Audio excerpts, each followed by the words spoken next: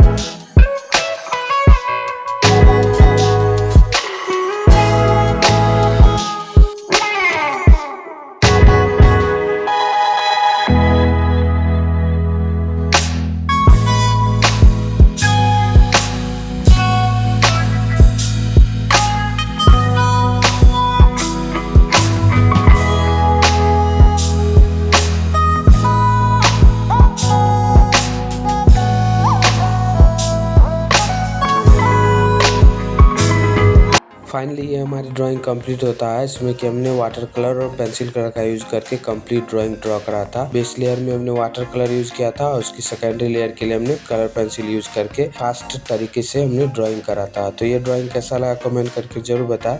Channel पर subscribe कर ले ताकि जब भी और नेक्स्ट वीडियो अपलोड करें तो उसकी नोटिफिकेशन आपको सबसे पहले मिले। तो thank you so much for watching.